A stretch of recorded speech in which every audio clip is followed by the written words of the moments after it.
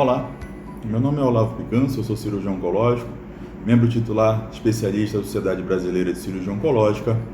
Estou falando aqui de Macapá, do estado do Amapá, e hoje nós vamos discutir um pouquinho sobre câncer de estômago, né, em relação ao seu diagnóstico principalmente.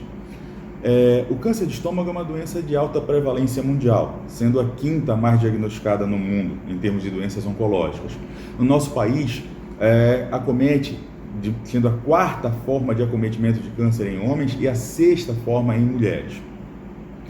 A principal faixa etária relacionada ao risco de câncer de estômago está acima dos 50 anos de idade, sendo que 65% dos casos estão em pacientes principalmente além dos 60 anos de idade. O diagnóstico inicial, a sintomatologia do paciente com câncer de estômago é uma sintomatologia muito fugaz, é uma sintomatologia inespecífica, que faz com que, na maioria das vezes, os pacientes sejam diagnosticados, infelizmente, em fases mais tardias, em fases avançadas. A principal tríade relacionada ao risco maior para o câncer de estômago, ela se confunde muito com doenças benignas, como a doença ulcerosa péptica e a doença do refluxo gastroesofágico, por exemplo, entre outras doenças do aparelho digestivo. E estaria relacionada principalmente à dor abdominal, que acomete 80% desses pacientes, sendo que 65% das vezes está localizada na parte inicial do abdômen, nessa parte mais alta chamada de epigástrio. Associado a isso, nós teremos também a anemia e a perda de peso, o emagrecimento, porém de forma não intencional. Temos também outros sinais e sintomas que podem estar relacionados, por exemplo, vômitos borraços, vômitos com sangue, por exemplo, e fezes de coloração mais escura e com odor muito forte, sugerindo uma perda sanguínea a partir do estômago, e que tenha sido relacionada ao paciente com as outras sintomatologias, principalmente a dor epigástrica, como já aqui citado.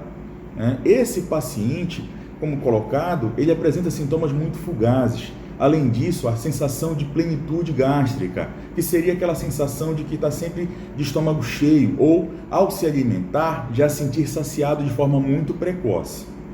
A partir desses sintomas, deve-se levar em consideração a necessidade da realização de um diagnóstico mais preciso. E aí lançamos mão da endoscopia digestiva alta e também de exames contrastados do estômago. No entanto, no nosso meio, no Ocidente, a endoscopia digestiva alta é o exame que nós chamamos de padrão ouro, aquele que nós utilizamos de forma rotineira para os pacientes na suspeita de câncer de estômago.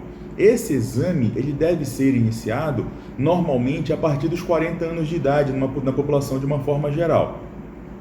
Ele favorece para a gente, além de um diagnóstico inicial para que possa ser visto dentro do estômago como está aquela lesão, também serve para fazer a retirada de fragmentos, ou seja, a realização de biópsias.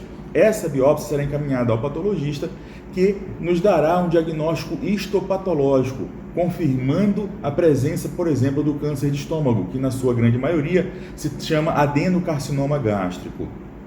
Além de favorecer o diagnóstico desse paciente, ele também auxilia o cirurgião na conduta, na tomada terapêutica que esse cirurgião vai indicar para esse paciente.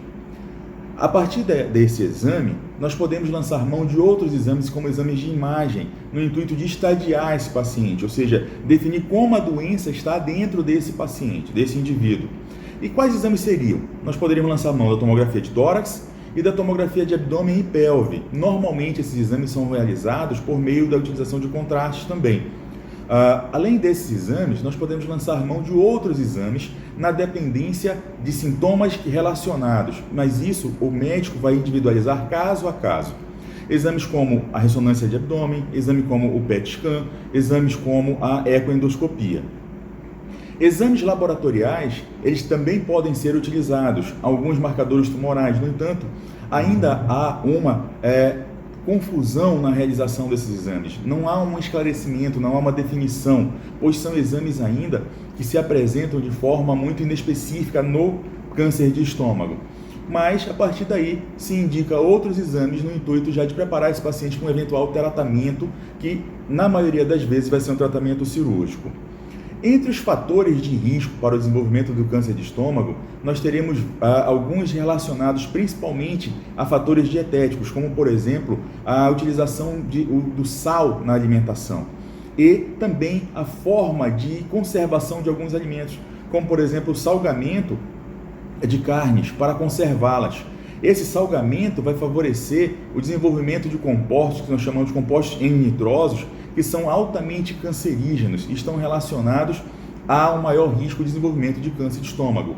Além disso, nós teríamos aí uma dieta pobre em verduras, legumes e vegetais frescos, principalmente, né? E vitaminas, principalmente aquelas do complexo A, C, D e E, né? Associado a isso, nós teríamos alguns processos infecciosos também, como a infecção por uma bactéria chamada Helicobacter pylori, que é muito comum em países em desenvolvimento como o nosso, no Brasil, e ela estaria relacionada ao risco maior para o desenvolvimento do câncer de estômago. Associando a essa sintomatologia o diagnóstico por meio endoscópico, nós podemos então sugerir um tratamento para esse paciente. E este tratamento, na maioria das vezes, como já coloquei, é cirúrgico, né? Se o paciente ou o indivíduo apresentar essa sintomatologia e esses sinais aqui apresentados, além disso, pessoas do grupo sanguíneo A, né, que tem um maior risco para o desenvolvimento do câncer de estômago, aí não se sabe ainda ao certo o porquê disso, no entanto, sabe-se que esses pacientes têm maior risco de desenvolver câncer de estômago. Fatores como deficiência de algumas vitaminas que poderiam levar a uma anemia chamada anemia perniciosa, estaria relacionado ao maior risco de desenvolver câncer de estômago. Fatores que nós colocamos como fatores histológicos, aqueles pacientes que, ao ter feita a histologia, estando relacionada principalmente à presença do Helicobacter pylori, a presença de doenças como a metaplasia intestinal dentro da mucosa gástrica, estariam mais relacionadas ao risco de desenvolvimento de câncer de estômago também. Então, esse paciente, ele deve sempre procurar um médico, em específico um médico cirurgião oncológico, ou o seu clínico de preferência, que vai fazer o seu diagnóstico e encaminhar o senhor para um tratamento adequado, senhores e senhoras, um tratamento adequado. Ou seja, sempre procure um médico especialista para fazer então o seu acompanhamento. Essa é a melhor atitude que você pode tomar para o seu bem-estar. Obrigado.